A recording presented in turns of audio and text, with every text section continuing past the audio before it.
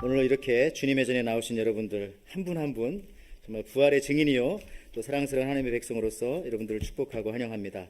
오늘 하나님께서 저희들에게 주시는 말씀 읽어주셨지만은 에베소서 5장 16절에서 21절 이 말씀 가지고 우리 고밀도 감사라고 하는 제목으로 하나님의 은혜 함께 나누고자 합니다. 어떤 엄마가 아이에게 이야기할 때 과장하지 말라고 그렇게 가르칩니다. 그런데 조금 있다가 이 아이가 엄마 저 앞에 자동차 10,000대도 넘게 지나가요. 그러자 엄마가 야 과장하지 말랬잖아. 내가 과장하지 말라고 너한테 10,000,000번은 더 얘기했어. 여러분 이 가정의 아이가 왜 이러는지 아시겠습니까? 엄마 닮아서. 오늘 우리 하나님의 말씀 듣습니다. 여러분 이 말씀은 과장된 말씀이 아닙니다. 이게 진실된 말씀이고 그리고 이 땅 가운데 가장 위대한 말씀이 바로 이 성경 말씀입니다. 여러분 이 세상에 존재하는 것 중에 가장 밀도가 높은 것이 무엇일까 생각했는데 하나님 말씀입니다. 왜냐? 온 우주를 만드시고 섭리하시는 하나님의 마음, 하나님의 뜻을 압축해서 기록해 놓은 것이 바로 이 성경 말씀이기 때문에 이것만큼 밀도가 있는 것이 이 세상에 어디가 있겠습니까? 우리가 존재하는 것 가운데 가장 밀도가 높은 곳을 블랙홀이라고 말하는 사람도 있고 마제스타 행성이다 이런 말하는 분도 계시겠지만 성경만큼 밀도가 빡빡한 것이 어디 있겠어요. 크신 하나님의 마음과 뜻을 다 여기 담아놨으니까. 여러분 우리가 무엇을 하든지 밀도가 중요합니다. 어떤 일을 하든지 힘을 다해서 마음을 다해서 하는 것입니다. 우리 하나님도 죄 많은 인간을 구원하기 위해서 아주 밀도 높은 방법을 사용하셨습니다. 바로 자기 아들을 십자가에 내어줌으로 우리를 구원하여 주셨습니다. 다른 방법도 있을 텐데 이 방법을 하나님께서는 사용하신 것이죠. 이 시간 나의 삶의 밀도 또 나의 신앙의 나의 사역의 밀도는 어떠한가 한번 점검해 보시기를 바랍니다. 자, 그러면 이 밀도라는 것이 무엇입니까? 사전적인 정의는 이런 겁니다. 일정한 단위 면적이나 아니면 어떤 이 최적 속에 포함된 물질의 비율 정도를 나타내는 것이다 라고 기록되어져 있습니다. 더 쉽게 말하면요, 우리 이 하와이는 이 코나 커피가 유명합니다. 세계 4대 브랜드 중에 하나가 코나 커피입니다. 왜 3대 브랜드라고 말하지 않고 5대 브랜드라고 말하지 않고 4대 브랜드라고 말했는지는 잘 모르지만 4대 브랜드 안에 코나 커피가 들어가는데 여러분 항상 이거 사실 때 주의해야 할 것은 코나 커피가 10%인지 아니면 100%인지를 잘 보고 사야 합니다. 저는 처음에 와서 코나라고 써져 있는 것만 보고서 샀다가 먹어봤더니 맛이 하나도 없고 이게 무슨 커피가 이렇게 맛없는 커피가 4대 커피인가 했는데 100%라고 적혀있는 봉투에 그것을 사셔야 합니다. 가격이 10%보다 100%가 5배 내지 6배는 더 비쌉니다. 커피 맛이 나오는 겁니다.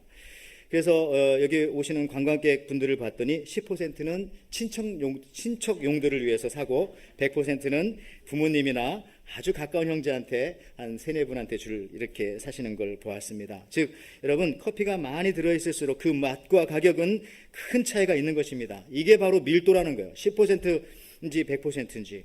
또 우리가 야채나 과일을 살 때도요 그 안을 다 잘라보고 들여다볼 수 없습니다. 그래서 같은 크기라면은 들어봐서 무거운 거, 배추도 무거운 걸 사와야 되고요.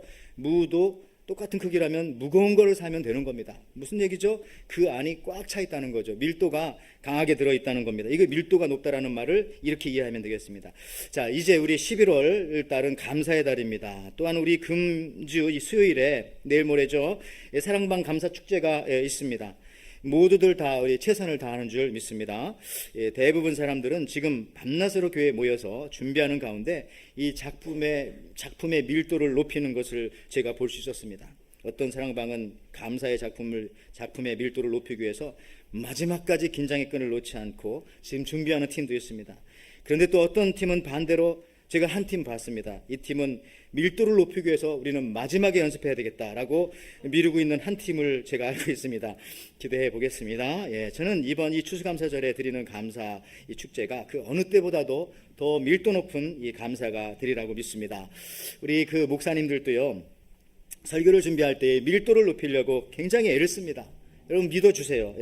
여러분 이 주일 설교 한 편 준비하기 위해서 얼마나 노력이 필요하겠습니까? 얼마나 기도가 필요하겠습니까? 우리 권투 선수들 이야기를 들어보면 링에 올라가서 상대방의 주먹을 한번 딱 맞아보면은 이거 되겠구나 야, 오늘 죽었구나. 뭐 이거를 알 수 있대요. 한 방만 맞아보면. 예. 그 느낌, 바로 이 주먹의 밀도와 강도에 의해서 이게 몸에 딱 전해지는 거죠. 저도 이 설교를 준비하면서 이 설교의 밀도를 좀 아주 높이려고 상당히 노력합니다. 사실 이 설교 시간은 30분입니다. 30분 정도. 비록 준비하는 시간이 어떤 사람은 3시간, 어떤 목사님은 24시간, 어떤 목사님은 수요 예배 이후부터 난 준비한다. 그리고 어떤 목사님은 나는 오늘 주일 예배 끝나면서부터 다음 주일 설교를 준비한다 라고 하시는 분도 계십니다. 어쨌든 얼마큼 준비하건 시간에 설교하는 시간은 30분 정도입니다. 뭐 일주일 준비했다고 해가지고 3시간 설교하고 그러면 교인들이 다 떨어져 나가죠. 여러분들, 이 밀도가 중요한 겁니다. 그러나 이 차이, 얼마큼 준비했느냐, 시간은 이 설교하는 시간은 같지만 그 밀도의 느낌이 오죠. 가끔 설교를 준비하면서 설교는 이 도자기 굽는 것과 같다라고 말씀드렸습니다. 사실 이 도자기를 한 번 구워서 팔 수도 있습니다. 누가 아나요? 2번, 3번, 4번 구워서 팔면 그러나 더 단단하고 윤기가 나고 더 고급이 됩니다. 설교를 준비하는 사람들도요, 이런 심정으로 자꾸 구우면 구울수록 좋아지는 도자기처럼 만지고 준비하고 다듬고 기도하고 그렇게 합니다. 그래서 어떤 목사님이 나는 그렇게 설교를 준비한다고 도자기 굽는 이야기를 하면서 자기 아내에게, 사모님에게 말씀했더니 사모님이 하는 말이, 아이고 당신은 너무 굽다가 태우지나 마시오. 여러분, 아이고 너무 굽다가 태우지 말라고요. 그 상태가 딱 좋은 겁니다. 바로 타기 전에 그 상태, 밀도가 가장 높은 상태죠. 여러분, 그 장하의 계절이라는 말을 들어보셨습니까? 자연에는 봄, 여름, 가을, 겨울 이렇게 4계절이 있습니다. 봄은 만물이 소생하는 계절이기에 생이라고 그렇게 부릅니다. 여름은 성장을 재촉하는 성의 계절입니다. 가을은 거두어 수확하는 수의 계절입니다. 겨울은 저장하는 장의 계절입니다. 그런데 이 한의학에서는요, 동양에서는 1년을 4계절이 아닌 5계절로 나눈다고 합니다. 그래서 우리 동양 사람들은 오를 좋아해요. 오행시, 오음계, 또 오생무지개, 5개를 좋아하잖아요. 그래서 이 장하의 계절은 어디냐? 여름과 가을 사이에 이 장하의 계절이 저렇게 딱 들어 있습니다. 긴 여름이란 뜻이죠. 얼마나 뜨겁고 지루하겠습니까? 이제 찬바람이 불어서 가을이 왔다 생각했는데 갑자기 또 더위가 몰아닥치는 것이죠. 이것을 우리 하와이 분들은 잘 안 쓰시지만은 본토에서는 그 인디언 서머라고 이렇게 말을 하죠. 한 일주일 내지는 2주일 정도 찬바람이 불었다가 또 뜨거워지는 그런 계절입니다. 가을로 여름에서 가을로 넘어가는 바로 그 계절. 제가 이제 시카고에 있었을 때 거기에는 세탁소 하시는 분들이 참 많았습니다. 한 70% 정도가 이 계절을 아주 좋아하셨습니다. 왜냐하면 사람들이 이제 여름이 다 끝났다라고 해서 세탁소에 옷을 다 맡겼는데 또 갑자기 더워지거든요. 다시 또 꺼내 입으셔서 이때 이제 돈을 많이 벌 수 있는 그런 이 장하의 계절이라고 그렇게 말씀하셨어요. 어쨌든 여러분, 이 한의학에서 이 장하의 계절, 여름 끝에 가을 가기 전에 잠깐 한 번 더 더워지는 이 인디언 서머, 이때 만물의 속이 익어가는 화의 계절이라고 합니다. 즉 봄에 생명이 움튼 열매가 여름 내내 마음껏 자란 다음에 이 장하의 계절을 거치면서 속으로 익어가는 것입니다. 이 계절에는요, 열매가 더 크기는 커지지 않습니다. 열매의 크기는 사이즈는 같은데 그 안에가 익어가는 거죠. 튼튼하게, 단단하게, 맛있게 밀도를 높이는 것입니다. 이 장하의 계절이 없이 열매가 열매일 수 없습니다. 성경은 이 밀도 없는 그 상태를 쭉정이라고 말하죠. 쭉정이밖에는 될 수가 없다는 겁니다. 이런 믿음 생활도 마찬가지입니다. 이제 뜨거운 계절을 지나지 않으면요, 열매가 연글지 못한다는 그런 것입니다. 밀도를 높이는 계절이죠. 오늘 저는요, 감사에도 밀도가 있다라는 것에 대해서 지금 말씀을 나누고 싶습니다. 우리가 하나님 앞에 어느 정도 감사해야 합니까? 그리고 현재 내가 드리는 감사의 밀도 어느 정도입니까? 작년에 어느 사랑방에서 감사 축제 때 불렀던 것이 아직도 전 기억이 있는데, 그러니까 감사, 그럼에도 감사, 그래서 이렇게만 했던 그런 팀이 있었던 것 같아요. 저는 깜짝 놀랐어요. 이거 무슨 노출증 환자처럼 막 이래서. 그런데 이게 그러니까 감사는 because of, 무엇을 주셔서 감사합니다. 그렇지만은 그럼에도 감사, in spite of, 그죠? 뭐가 좀 안 돼도 그럼에도 불구하고 감사한다. 여러분, 이 밀도가 좀 다르지 않습니까? 오늘 성경 본문을 여러분 자세히 보십시오. 이 밀도 높은 단어들의 표현이 오늘 본문에 좀 나옵니다. 대표적인 것이 18절에 충만이라고 하는 그런 말씀, 그 다음에 20절에 이 범사에, 그죠? 그 다음에 20절에 항상 감사하라 할 때 이런 단어들, 굉장히 밀도가 높은 단어입니다. 고밀도로 감사라는 거죠. 그러기 위해서는요, 충만하게 범사에, 즉 모든 일에 감사하라. 그리고 시간적으로도 항상 감사하라. 저는 이것을 고밀도 감사, 초밀도라고 하고 싶었지만 고밀도가 더 좋은 거예요. 고밀도 감사라고 부르고 싶습니다. 이건 제가 만들어낸 말이기 때문에 특허도 낼 수 있어요. 다른 목사님들 못 쓰게. 그런데 그럼 안 되죠. 고밀도 감사, 아주 이 꽉 차 있는 그런 감사를 드리고 싶은 것입니다. 에베소서 5장 20절 말씀, 범사에 우리 주 예수 그리스도의 이름으로 항상 아버지 하나님께 감사하며, 감사의 이유가 있을 때 감사하는 것만이 아닌 시간적으로 항상, 그리고 대상은 모든 일에 감사할 수 있는 이 고밀도 감사를 하나님께서는 원하시는 것입니다. 여러분, 이 감사라고 하는 이 단어가 구약에는 120일에, 신약에는 55에 총 176회나 기록되어져 있습니다. 구약에는 하박국과 욥이 이 범사에 감사하는 것을 고백했습니다. 비록 무화과 나무가 무성하지 못하며 포도 열매가 없고 감람나무에 소출이 없고 밭에 먹을 것이 없고 양과 소가 없을지라도 하나님으로 인해 감사합니다 라고 했던 이 하박국의 감사. 그리고 욥도요, 동방의 부자였고 당대의 의인임에도 불구하고 재산, 자녀, 건강 하루아침에 다 잃었습니다. 그럼에도 입술로 범죄하지 않고 하나님을 찬양하고 감사했습니다. 모든 일에 감사했습니다. 다니엘도요, 하루에 3번씩 이방 땅에서 고밀도 감사를 드릴 때에 이들 모두 실패하지 않고 결국은 다 승리할 수 있었던 것입니다. 여러분, 2016년 하와이에서 영성 집회가 좀 있었는데 그때 참석하여서 필립 얀시라고 하는 분을 만날 수가 있었습니다. 이분은 기독교 베스트셀러 작가입니다. 그분은 문화 속에서 예를 참 잘 드시는 분인데 그분의 책 아무도 말해주지 않는 것들이라고 하는 책에 보면요, 다음과 같은 아주 재미난 이야기가 있습니다. 미국의 핵 잠수함이 사고로 깊은 바닷속에 빠지게 되었습니다. 깊은 바닷속의 수압은 매우 높습니다. 그래서 다른 잠수함은 못 들어가요. 그래서 이 쇠구슬처럼 생긴 두껍고도 아주 작은 이 잠수정만이 들어갈 수가 있습니다. 이 강철구 잠수정이 깊은 바닷속에 이제 들어가게 되었어요. 그래서 몇 년 전에 가라앉았던 그 잠수함을 봤어요. 보고 깜짝 놀랐습니다. 왜냐하면은 이 잠수함이, 옛날에 가라앉았던 잠수함이 종이 조각처럼 완전히 찌그러져 있었던 것입니다. 그런데 거기서 또 한 가지 놀라운 것을 보게 되었습니다. 그것은 어떻게 이렇게 수천 미터 깊은 바닷속에 물고기들은 살고 있었을까? 물고기들이 있었거든요. 아니, 새도 납작하게 찌그러뜨리는 이 높은 압력 속에 어떻게 이 하나님이 만드신 이 물고기는, 심해 어들은 거기서 죽지 않고 그렇게 헤엄치면서 어둠 속이지만 살고 있었을까? 여러분, 그 이유는요, 물고기 밖의 압력과 물고기 안의 압력이 같다는 것입니다. 그래서 죽지 않는 거예요. 즉, 외부의 밀도와 내부의 밀도가 같기 때문에 헤엄쳐 다닐 수 있었던 것입니다.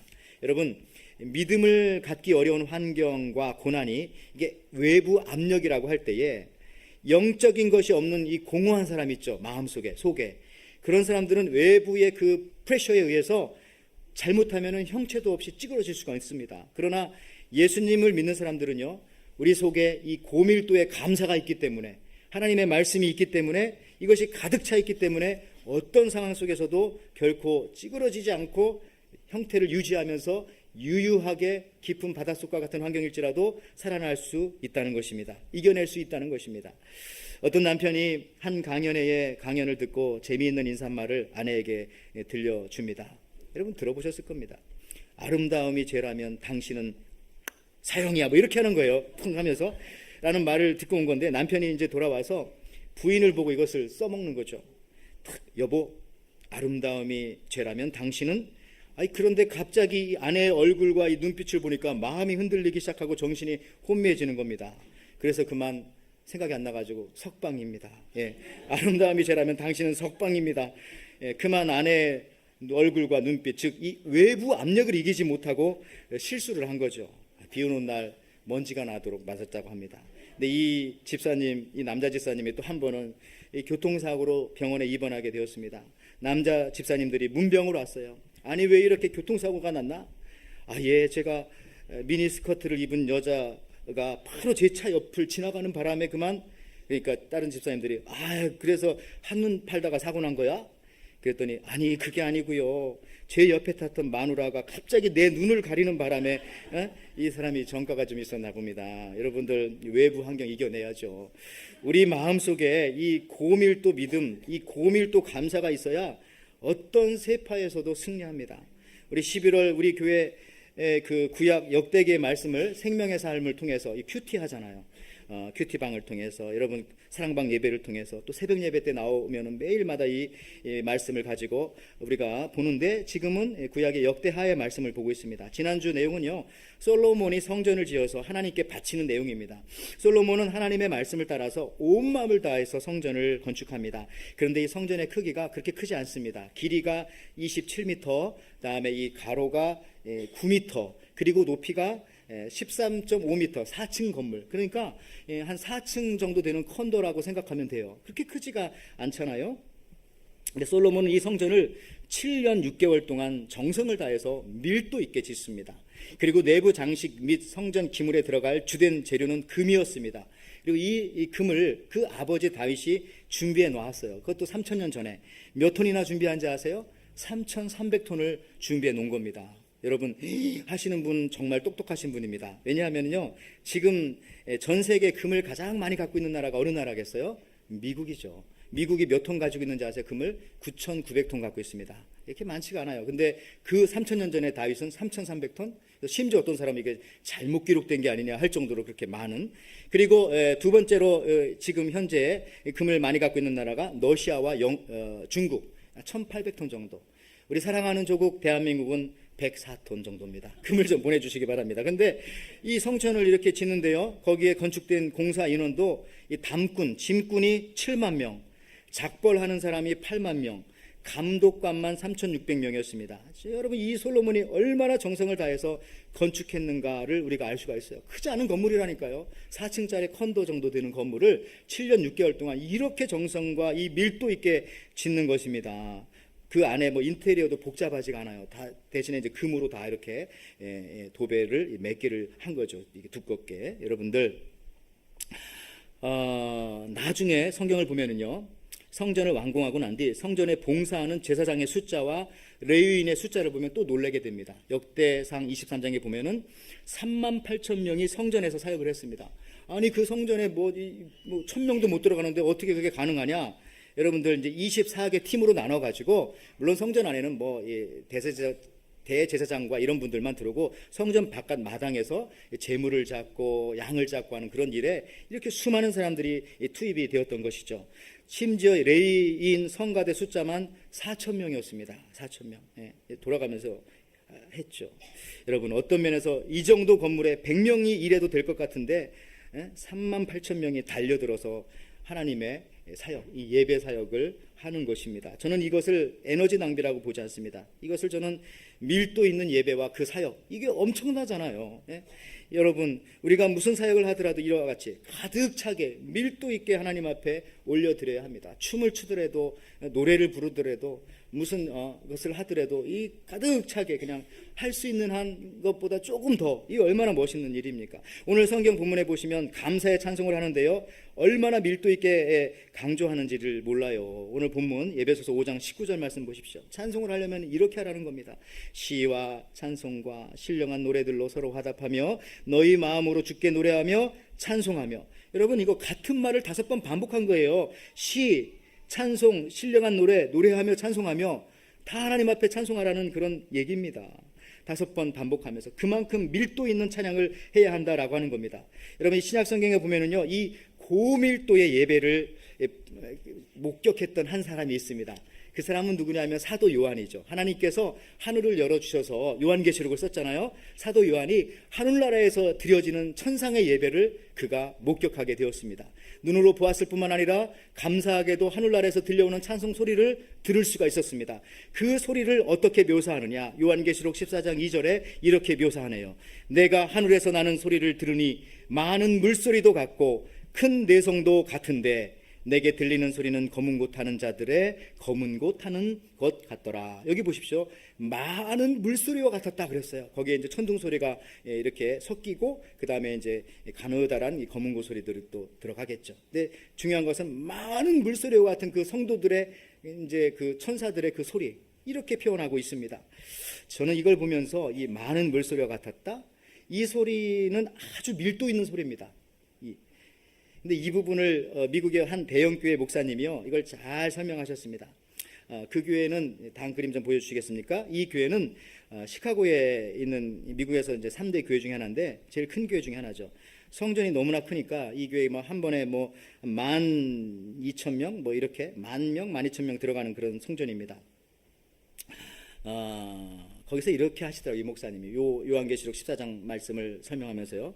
먼저 이제 그 4층에 있는 성도 3층, 2층, 1층이 있는데 찬송가를 하나 먼저 선택하시더라고요. 아마 우리가 잘 아는 288장 예수로 나의 구주 삼고 성령과 피로써 거듭나니 이것이 나의 간증이요 이것이 나의 찬송이었잖아요. 그 찬양인데, 자, 먼저 4층에 있는 성도들한테 1절을 부르라고 합니다.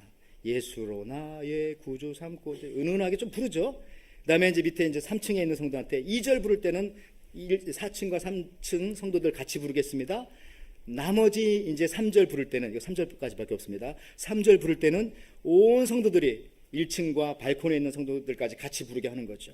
그랬더니 어떻습니까? 처음에는 은은하게 들려오던 것이 그 다음에 좀 밀도가 더 빡빡해지고, 마지막에는 한 10,000명이 넘는 성도들이 거의 무반주로 부르니까 이거 많은 물소리와 같은 그런 느낌 오시겠죠. 자, 우리도 한번 해볼까요? 네, 다음에 하겠습니다. 자, 설교하기 전까지도 하려고 했는데 시간이 없어요. 자, 그래서 이런 거죠.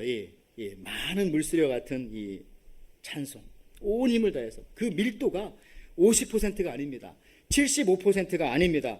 100% 아니 120%. 자기 신이 할 수 있는 것보다 더 소리를 내어서 온 성도가 함께 온 천사들과 같이 불렀던 그 찬송, 14만 4천이 불렀던 바로 그 찬송 소리는 바로 이런 소리였다는 겁니다. 우리도 하나님 앞에 찬송할 때, 기도할 때, 예배할 때 바로 이런 모습으로 이렇게 나가야 한다는 거죠. 여러분, 요즘에 카메라도 그렇지 않습니까? 이 비싼 카메라와 별로 비싸지 않은 카메라 다 같이 좋은 날씨에 야외에서 찍으면 잘 몰라요. 그런데 어두운 날 혹은 약간 어두운 곳에서 실내에서 찍으면 차이가 좀 나고요. 더군다나 그 사진을 좀 확대해 보면은 차이가 더 많이 나죠. 좋은 카메라로 찍은 사진은 아무리 확대를 해도 자기 모습들이 잘 나오는데, 조금 비싸지 않은 카메라는 조금만 확대하면은 얼굴이 일그러지고 또 이렇게 사진이 깨어지게 됩니다. 무슨 차이입니까? 밀도의 차이잖아요. 색소가 들어가는 그 밀도의 차이. 여러분, 이제 좀 복습합니다. 마귀의 숫자가 뭐라고 그랬습니까? 666. 계시록 13장 18절. 지혜가 여기 있으니 총명한 자는 그 짐승의 수를 세어보라. 그것은 사람의 수니 그의 수는 666이니라. 여러분, 하나님의 숫자는요 777, 777이라고 그랬어요. 그런데 666은 뭐라고요? 충만하지 못한 숫자. 777에서 하나씩 빼버린 숫자입니다. 즉, 하나님의 사람은 무엇을 하든지 충만하게 하려고 노력하는 겁니다. 충만하게, 밀도 있게, 고밀도 신앙으로, 더 나아가서 고밀도 감사를 드리려고 한다는 것입니다. 예배도 고밀도로 드리려고 하고 가득 찬 예배를 드리려고 합니다. 아니, 가득 차다 못해 흘러 넘치는 충만함으로 예배를 드리기를 원하는 것이죠. 골로새서 2장 7절 말씀입니다. 그 안에 뿌리를 박으며 세움을 받아 교훈을 받은 대로 믿음에 굳게 서서 감사함을 넘치게 하라. 여러분, 예수님을 위해서요, 한 번은 한 여자가 말이야죠, 300데나리온의 향유를 부었습니다. 밀도 있는 성김입니다. 이 300데나리온의 가치는 어느 정도 되냐? 그 당시 노동자 한 사람이 하루 일하면 한 데나리온을 받았습니다. 그러므로 요즘 말로, 요즘 시세로 따지면은 한 사람이 1년 동안 먹고 쓰지 않고 벌어둔 그 돈, 3만 불, 5만 불, 7만 불, 다르겠지만 일용 노동자니까요, 그 정도 될 겁니다. 5만 불이라고 하겠습니다. 그 5만 불 정도 되는 그 향유를 예수님의 머리에 한꺼번에 붓고, 그 다음에 흘러내리는 그 향유를 자기 머리카락으로 또 발을 닦고. 여러분, 마가복음 14장 3절에서 6절 말씀입니다. 예수께서 베다니 나병 환자 시몬의 집에서 식사하실 때에 한 여자가 매우 값진 향유 곧 순전한 나드 한 옥합을 가지고 와서 그 옥합을 깨뜨려 예수의 머리에 부으니 어떤 사람이 화를 내어 서로 말하되 어찌하여 이 향유를 허비하는가? 가룟유다입니다. 이 향유를 300데나리온 이상에 팔아 가난한 자들에게 줄 수 있었겠도다 하며 그 여자를 책망하는지라. 예수께서 이르시되 건드리지 마. 이거잖아. 가만두라. 너희가 어찌하여 그를 괴롭게 하느냐. 그가 내게 좋은 일을 하였느니라. 여러분, 세상의 눈으로 볼 때는요, 하나님께 고밀도에 감사하는 모습을 보고 낭비하지 마, 허비하지 마, 시간이 아깝잖아, 가정에도 시간을 좀 써야 되고 너의 스스로의 취미생활도 좀 해야지, 이렇게 말할 수 있어요. 그러나 여러분, 고밀도의 신앙생활하는 모습을 보고 세상은 시간 낭비라고 말하지만 예수님은 뭐라고 말합니까? 그것은 아름다운 것이니라. 아니, 주일 예배만 들으면 되지 무슨 수요 예배까지 나가? 아이, 무슨 새벽 예배까지 나가? 예배만 한번 잘 드리면 되지 무슨 사랑방 감사축제라고 해서 거기 가서 막 춤추고 그렇게 해. 이렇게 말하는 친구들이 있을 수도 있어요. 여러분, 밀도 자꾸 하나님 앞에 드릴 때는요, 내가 할 수 있는 이상 모든 힘과 마음과 뜻과 시간과 정성과 모든 걸 다해서 채워드리는 겁니다. 어린아이와 같이. 그럴 때 하나님께서, 우리 주님 뭐라고 한다고요? 그거 낭비하는 거 아니야. 그리고 그 사람에게 손대지 마. 그러잖아요. 가만두어라. 건드리면 안 돼. 그러면 사실 말씀이 그것은 아름다운 것이다. 내게 아름다운 일을 하고 있는 것이야. 그렇게 말합니다. 여러분, 하나님께 드리는 감사는 늘 이렇게 고밀도여야 합니다. 여러분, 이렇게 보십시오. 빈자리를 보면 채우고 싶지 않습니까? 빈자리가 여러분 3부에 좀 없네. 근데 1부, 2부가 좀 비었더라고요. 여러분들 좀 3부에 계신 분들 1부 예배로 좀 가시기를 바랍니다. 그래서 채우고 싶은 거죠. 우리 그래요. 이 부분은 제가 설교로 생략하겠습니다. 우리 교회에 연로하신 어르신들 계세요. 근데 이분들이요, 내가 안 나가면 예배 자리가 비겠지 생각하면서 수요일 날 예배에 나오시는 거예요. 비가 와도 운전하시고 나오고, 그렇게 또 교회차도 가지만 그렇게 나오시는 거예요. 이유가 뭡니까? 와서 은혜 받을 수도 있고 안 받으실 수도 있지만은 내가 안 가면 그 자리가 안 채워지기 때문에 좀 채우고 싶은 겁니다. 이게 밀도 있는 신앙이죠. 그리고 어떤 사람들은 어린아이들을 뭐 둘, 셋씩 업고 안고 와서 이 감사축제 준비하는 그런 사랑방들도 주중에 많이 봤습니다. 또 우리 청년들도 학교 시험 중인데도 이 감사축제를 준비한다고 와서 밤새 춤을 추고, 수요일 날 저녁에 춤을 추고, 예배는 안 들어오고, 마지막에 들어오긴 했어요. 이제 장로님이 오라고 해서 들어오고, 그렇게 해서 이 고밀도 감사와 예배를 향해서 그들이 나갔던 것입니다. 이것이 바로 어떻게 보면 하늘나라 예배의 모습을 조금이나마 우리가 보여주는 거죠. 여러분, 우리가 처음 믿을 때부터 이 고밀도로 믿어야 합니다. 어떤 분은 새벽 예배 드리는 분에게 전도가 된 겁니다. 그래서 이분은 오셔서 원래 예수 믿으면 처음부터 주일 예배 나오고 수요 예배 나오고 새벽 예배 나오고 이러는 줄 알았대요. 근데 교회 다니면서 1년쯤 지나 보니까 나만 나오는 것 같다. 근데 알고 봤더니 거기 보니까 20년 믿고 30년 믿고 40년 믿고, 그분들 왜 그러나 했더니 그런 분들한테 전도를 받아서 그랬던 것입니다. 그분들은 주일날 한 번밖에 안 나오거든요. 여러분들, 여기 나오시는 분들 탓하는 거 전혀 아닙니다. 오해하지 마십시오. 어쨌든지 간에 우리가 앞으로 이 고밀도 신앙으로 우리가 나가야 한다는 것이죠. 예배 드리고 사랑방 감사축제에 참여하고 또 노방전도도 나가고 큐티방에도 좀 나오고 하면서, 그렇게 할 때 하나님께서 여러분들의 다른 모든 부분들을 다 채워주시는 것입니다. 이렇게 얘기하니까 여러분 눈빛이 좀 바뀌네요. 죄송합니다. 여러분, 이 한 마리 잃은 양의 비유를 좀 보세요. 이 99마리 양을 놓아두고 한 마리를 찾습니다. 99마리도 많은데 왜 한 마리를? 여러분, 하나님의 마음을 닮아가는 겁니다. 하나님의 마음은 아까 뭐라고 그랬어요? 우리한테 주실 때도 그 아들을 주시기까지 밀도 있는 것을 채워주시기를 원하셨지 않습니까? 99마리가 있으면은 한 마리를 채워가지고 딱 채워서 하나님 앞에 올려드리고 싶은 마음이, 그 안타까움이 있는 겁니다. 이거는 욕심이 아닌 거죠. 그리고 거기서 기뻐합니다. 여러분들, 우리 한국 사람들은 밀도가 높을 수밖에 없어요. 아까 2부 예배 때도 우리 2세들한테도 말했지만, 그분들도 뭐 미국 아메리칸이지만 뭐 코리안 아메리칸이고 아메리칸 코리안일 수도 있는 거니까 말씀드렸어요. 우리 한국 사람들은요, 인도의 그 시인 타고르가 말했지만은 한국은 조용한 아침의 나라다, 이렇게 말을 했습니다. 특히 이 새벽에 일어나는 민족이 유대인들하고 우리 한국 사람들입니다. 유대인들은 새벽에 일어나서 베이글을 먹어요. 베이글은 유대인들이 만든 빵이잖아요. 누룩을 넣지 않고 일찍 일어나는 겁니다. 그러니까 이 유대인들이나 우리 한국 사람들이 잘 됩니다. 또 하나님을 또 잘 믿으니까. 그런데요, 우리 한국 분들 어떻게 이렇게 짧은 시간 안에 교회가 부흥하고 정말 이 신앙의 나라가 될 수 있었는가? 바로 새벽 예배를 잘 드려서 여러분의 가정이 편안한 것이고 또 우리 모든 삶이 안전하게 되어지는 것이죠. 여러분 그 영목침이라고 하는 말 들어보셨습니까? 영목침, 이것은 잠을 잘 때 베고 자는 이 목침 중에 나무 베개 중에 하나인데, 이 영목침이라는 것은요 조선시대 학자인 이일로의 시에서도 나오지만 나무에 옹이가 있는 것으로 만든 베개입니다. 그러니까 선비들이 저걸 베고 자면은요 그 나무 베개에 옹이가 있잖아요, 그게 자꾸 찔러가지고 일찍 일어나는 거예요. 그래서 새벽에 일찍 일어나서 글을 읽으라고. 그래서 저런 거를 선물로 이렇게 과거 시험 준비한다면 저 영목침을 선물로 주고 그랬습니다. 그리고 또 여러분 상개침이라고 하는 그런 베개를 들어보신 적 있습니까? 상개, 서리상자에 닭개자. 즉 한국에 가면 9월, 10월 이제 날씨가 추워지면서 서리가 내렸을 때에 태어난 닭은요 유난히 작고 아무리 성장해도 병아리보다 조금 더 크다고 합니다. 그래서 그 닭들을 저 베개 속에 이제 나무를 이렇게 짰겠죠, 네모나게 박스처럼. 그 안에 집어넣고서 잠을 자는 겁니다. 물론 지금 같으면 동물 학대 죄로 잡혀 들어가 있지만 저 조선시대를 얘기하는 거예요. 그래서 그 안에서 닭이 막 울면은 아침에 일어나서 선비들 글을 읽으라고. 여러분 저게 우리 한국 사람들이었습니다. 얼마나 새벽부터 일어나서 삶을 사니까 밀도 있는 삶을 살았겠습니까? 밀도가 높겠습니까? 그래서 우리 한국 기독교가요 100년 만에 세계 기독교가 1000년 동안 이루어낼 것을 이루어낸 거죠. 물론 부작용도 있습니다만은 다 극복할 겁니다. 왜냐하면 기도하는 성도들이 아직도 많기 때문에. 즉 이 고밀도 신앙이 시간을 초월하게 만드는 것입니다. 예수님도 새벽 스타일이었습니다. 마가복음 1장 35절에 아주 이른 새벽에 예수께서 일어나 외딴 곳으로 나가셔서 거기서 기도하고 계셨다.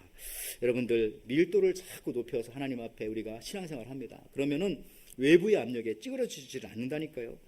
다윗은요 아침부터 하나님 앞에 일어나 기도해서 하루 7번 기도했다고 성경에 나옵니다. 시편 119편 164절 말씀에 주의 의로운 규례들로 말미암아 내가 하루 7번씩 주를 찬양하나이다.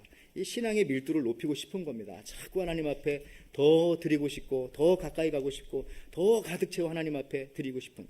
다니엘은 하루에 3번 기도했다고 말씀드렸습니다. 다니엘서 6장 10절에 다니엘이 이 조서에 왕의 조장이 찍힌 것을 알고도 자기 집에 돌아가서 윗방에 올라가 예루살렘으로 향한 창문을 열고 전에 하던 대로 하루 3번씩 무릎을 꿇고 기도하며 그의 하나님께 감사하였더라. 감사절을 맞이해서 감사하였더라. 여러분 말씀을 이제 맺습니다. 이 기도의 밀도, 이 감사의 밀도, 이 믿음, 이 신앙생활의 밀도, 여러분 이번 추수감사절기를 통해서 여러분 우리 함께 다시 찾아보고 싶지 않습니까?